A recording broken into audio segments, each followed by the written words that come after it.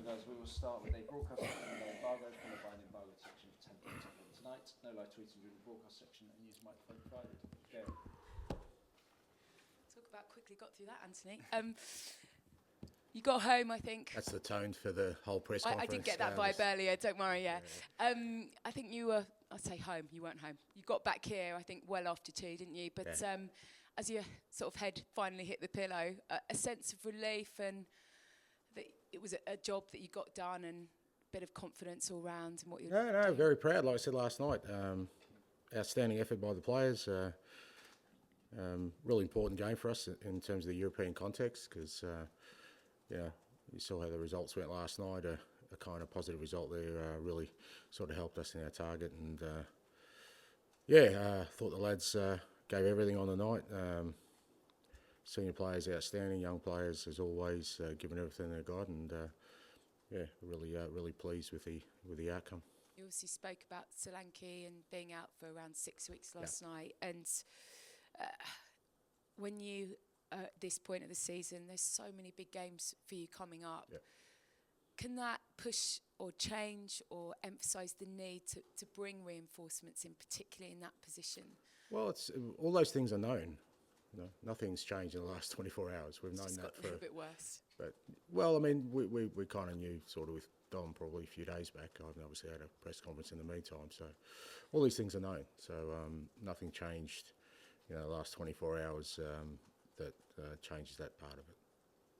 And you've had 13 fit players last night. I mean, you've got a couple more I think you can bring back in, haven't you? But how tough is it? Not really. Well, weren't there a couple that weren't registered last night that can play? No, Jed's still sore from the weekend. He's a doubt for this weekend. He got a knock, so he's a doubt. Pape's still a doubt. Reggie should be okay. I was going to let somebody else do the injury news. That's all right. But, yeah, in terms of like continuing to operate under these circumstances, how tough is it? Because it doesn't feel like there's going to be many people back in the next few weeks. It just feels like it's almost got to the point of not being unworkable, but being very, very hard to do your job. It's not about me. New people arriving. Yeah, no, I understand the question. It's not about me. It's about the players, and it is getting increasingly difficult for them to maintain performance for sure because they're giving everything, and it's a small group. Look, we should have some light in the end of the tunnel in the next couple of weeks. It's not as dire as, but at the same time, there's always the possibility that when before those guys come back, the loads we're putting on these guys, we might lose a couple of these. So that's always the challenging bit, and that's what we've been going through. It's been 2 months of sort of hard grind for the players, and as I keep saying, just trying to support them as much as we can and help them through it. They're working awfully hard on not just game time, but in between games to recover and give themselves the best chance of putting in the performances that's needed at this level. Obviously our schedule is not going to ease up at all. Like I said, we've got a massive game this week, and we've got a massive week coming in a couple of weeks' time. So, but at the same time, the resilience and the determination of the players to still get out there and perform is a fantastic thing for me to sort of witness and couldn't be prouder of them. Nothing imminent, I think, was the line last night. Is that still the case as far as you're concerned in the 8 hours since we've spoken to you? Transfer-wise, you mean? Yeah. Nothing really changed. Morning. You ended the game last night with 5 teenagers on the pitch. Obviously, due to your injury crisis, you've been able to give more young players opportunities. But in a positive way, how has it been working with them and being able to be, this pivotal part? These are core memories at the start of their career that they're going to be able to lean on later on. Yeah, look, absolutely. I've said before, I think, irrespective of kind of the difficulty we've had in the sort of last couple of months, we've definitely, we'll definitely benefit from the growth we've had from our younger players, absolutely. And, but again, we've just got to be careful with them because, so particularly Archie and Lucas and Mikey now coming back, we can't keep asking 18-year-olds to keep dipping in, because the thing about the youth is they will keep going. You know, they don't know how to stop. You know, when you're young, you always want to give your best, and those guys are all giving their best. And to be fair to them, the quality of their performances, I thought Archie was, again, out of position, was brilliant last night. I thought Lucas just worked his socks off for the team. And Mikey, you know, he gets an assist when he comes on. And so there's no doubt that we'll get enormous benefit for many years to come, hopefully, with those players, because they've had as tough a start to a career as I can probably remember in terms of their age and what they've been asked to do, whether that's, you know, Archie playing in multiple positions or Lucas to come in and, you know, become a real impact, you know, in that midfield area, or Mikey at 16, 17. So from that perspective, I think it's hugely positive. And you've got Leicester at home on the weekend. They're 19th, struggling a bit at the moment. Sometimes, though, that's when the teams dig in and they're able to pull out results. What type of battle do you expect on Sunday? Yeah, it'll be a tough game, as you said. Leicester are in a fight there to stay in the Premier League, and you know, with those kind of games, that they'll definitely come and try and make it as difficult as possible for us. But you know, we're in our own tough moment in the league, and we're being at home, I think, will help us with the crowd. I think they can definitely give some energy to the players, and hopefully with a really good atmosphere, we can overcome the challenge. And Son, he's now 10th place in the all-time appearances list for Spurs. He's played his 436th game, scored a brace. You spoke about the excellent leadership from the senior players last night. He's a really unique player. He has a great relationship with not just people in his team, but other football players and with the fans especially. How has it been for you to have that type of leader in your squad? Not everyone gets to have that sort of personality in their team. Yeah, look, I've spoken about Sonny many times. He's, he's outstanding player, outstanding person. He's like the team. He's had to grind his way through the last couple of months. We're asking him to play a hell of a lot, and as attacking players, it's always more difficult because you need that extra sharpness. But he's never shirked the challenge, and I thought last night we really needed some strong leadership, and I thought particularly early on, him, Matters, Rodri and Ben in particular, and Decky, they're the sort of five kind of men we've got in the team. The rest of them I still think very young, and Richie's only coming back from injury, so it was important that they stood up last night, and I thought they did that really well. Perfect, thank you. Thank you. Hi, Ange. Just mentioned Richie there. How fit is he to sort of play like maybe game after game after game in this period? As fit as he could possibly be. We're obviously managing his minutes at the moment. He felt good last night. He got through it, but he hasn't played for a long time, so he's not going to be at his sharpest. Still got to manage that, but the reality is that unless something changes, he has to play. Is it nice to sort of throw him in the deep end and say, look, your chances now, there's nobody blocking you, there's no Dom Solanke, you're the number 9? I don't think Richie cares about Dom Solanke or anyone else. He's, when Richie's playing as Brazil's number 9, when he played for us last year, he was scoring goals. So, I think it doesn't work. I don't think Richie was ever sort of worried about, I think he'll welcome Dom coming back. Even both of them playing together could be a force for us. So I don't think that factors into it. I think Richie's just happy that he's physically in good shape, and he's able to start contributing. And a lot of the injured guys, their biggest probably frustration is they can't help the team. And I know that's his main driver right now. And lastly for me, you've played 35 games already this season. Last season you'd played 41 at the end of the year. Do you think the squad has been big enough for the challenges you've had and the intensity? Well, you can always look. I mean, that question's been asked. You can have 50 players. I mean, at the end of the day, we've had a really bad sort of set of circumstances where injuries have sort of cascaded on us in terms of key areas of the park, and irrespective of the size of the squad or the whatever the squad should be, any team would get affected by that. I get that, people want to sort of delve deeper into that. Ultimately, that's the situation we're in. I don't think anything could have changed any differently. Any team that loses the amount of players we have, irrespective of your squad, and it's a key players. It's not like we haven't lost the 18-year-olds in our team. We've lost starting goalkeeper, our starting centre backs, left backs, strikers, you name it. We've lost it for all different circumstances, and from that perspective, I think it's not about the size of the squad. I think it's just about the cards we've been dealt. Hi Ange, hope you're well. What do you hope the players and the club in general have learnt from the testing times you've had over the last couple of months?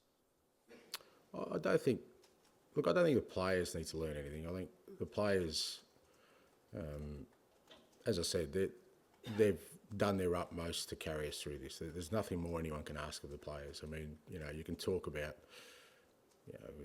the level of performance and all that, but when people are giving absolute maximum, I mean, look, we as I said, at Everton we weren't great, but at 3-0 at half time they decided that they were still going to dig into any bit of energy they had to try and get us back in the game. At 3-2 we're a chance to get something out of the game. So this group of players doesn't need to learn anything. What they've shown is that, they're fighting for the club, they're fighting for themselves, they're fighting for, those people around them, and I think that's a real positive. As a club, there's always learnings in terms of, the way we've got through this period. We're not out of it yet, but I've always felt that getting through difficult periods, should you stay calm and maintain the course, usually you get a positive outcome. And you spoke there about the fight that the players have shown and how proud you've been by the performance last night. Do you think that's made them even more motivated to try and win one of those cup competitions that you are still in between now and the end of the season? I don't think it's made them more motivated, but that's also the reality. As much as I get that all the focus is on our league form, and hasn't been great, and we have to turn that around. The reality of it is, we are still in other competitions, and we're very deep in one. Where we know we're in the knockout stages of Europe. We're a step further forward in the FA Cup, so no extra motivation there. There's plenty of opportunity and things to look forward to in this next sort of 2-3 months for us to make sure we finish the season strong. And lastly from me, can you give us a little bit of an insight into the conversations that have been going on behind the scenes to try and get to the bottom of why this has been such a difficult and testing period for you? Just injuries. I mean, you can walk outside and say, geez, it's really bright, and look at the sun and think, maybe it's not the sun, but it's the sun, mate. We've just got injuries. And you can ask, you can do a million investigations and talk to anonymous sources, but you don't need to talk to anonymous sources. You can talk to me. Every decision that's made is on me. I'm responsible for it. I'm the one that's guiding this. If you're looking for a head on a stick, take mine. But I am absolutely 100% confident that we are in a much better place in all areas of the football club today than we were when I started. Thank you, bud. Hi, Ange. Christian was back on the training pitch the other day. Is he in a position to return to the squad this weekend? No, mate, no. It's just, like I said, we got him back training, but him and Mickey are the two next, sort of comes out of the long-term ones anyway, and they still got a bit to do in terms of, get some training into them with the team. Obviously, we haven't been training a lot, and because of the other day, it was a pretty sort of low-tempo session. It was just good to get him involved, not just for him, but for the players themselves, because they, like I said, they need a bit of help. They need some encouragement, and seeing Cootie training with them gives them a big lift, and, Mickey's not too far away. And I think that, because again, these players will come back. They're not, knock on wood, they're not deceased, they're just injured. So they will be all back, so it's not all doom and gloom. But it's good to see it for the players, not just, so he's joined in training the last couple of days, but he's still got a bit of work to do. Yeah. Last night, Archie gave everything on the pitch, fell to the ground at the full-time whistle, seems to be holding his leg. Was that touch of cramp or maybe anything? No, he got a knock towards the end of the game on his knee, but he's just exhausted, mate. I'm sure he'll be back in this morning, doing everything right like he does. As I say, the players are trying to work as hard as they can between games to recover and make sure they're ready to go. So nothing significant came out of last night apart from sort of fatigue, nothing else. You said 2 weeks ago that Will Lancashire could maybe leave on loan. Is that still the case, or does Dominic Solanke's injury maybe change things? Well, I mean, we'll just kind of kind of assess it as we sit right now. Obviously, with Dom being out, we've just got to be sort of mindful of not leaving us with a further player short. Hi, Ange. You praised Dom for his on-field leadership a couple of weeks ago. So just wanted to know how much you're going to miss what he offers, not just on the ball, but off the ball and in the dressing room as well over the next few weeks. Again, it is what it is. He's not the only one. We've lost, like I said, we lost Romero, we lost Vicario, who are two actually part of our leadership group. So that we've been dealing with that kind of stuff for a while. Missing lots of forward players at the moment. You've had a couple more. Wondered, could you potentially recall any of the players who are out on loan, like Manor Solomon, Brian Hill? Has that been considered? No. And then just final one from me. Wanted to ask about Callum Olasesi. Came on for his debut last night. What he's been like training with the group and what you thought of his performance. Yeah, Callum's. We've had quite a few young boys training with the group, and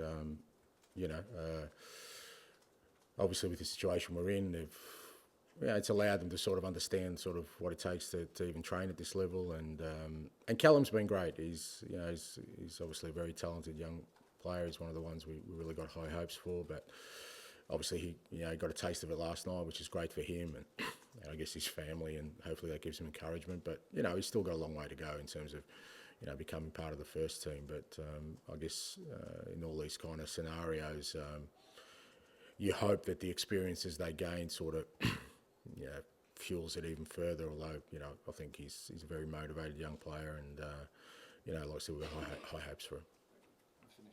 Hi, Ange. You said a couple of weeks back about Europe in January kind of complicating this window a little bit. Do you think we could maybe see a bit of a mad rush when it ends next Wednesday, Thursday, of clubs being more open to selling players that they were holding on to try and get through to the knockout phase? Yeah, potentially. I mean, I really think that has been a factor because if you kind of look at the way the European competitions are stacking up, that'd all be done and dusted by now. People know if they're in the Champions League or if they're in Europa, whatever, and adjusted their sites. So maybe after last night. I mean, I haven't had a close look at the 3-page table, but thankfully we're on the first. I don't have to go beyond that. But if there's any sort of significant clubs that now kind of figure out we're out of a competition, that may make sort of things happen a bit quicker. And it's kind of felt like you've probably needed at least a body or a player during these first 3 weeks of the window because you had so many key games.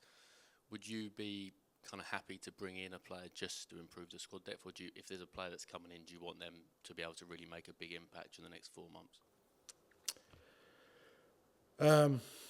Look, it just depends. It depends on the player. It depends on sort of how they fit into what we do. It's not just about bringing in another body, but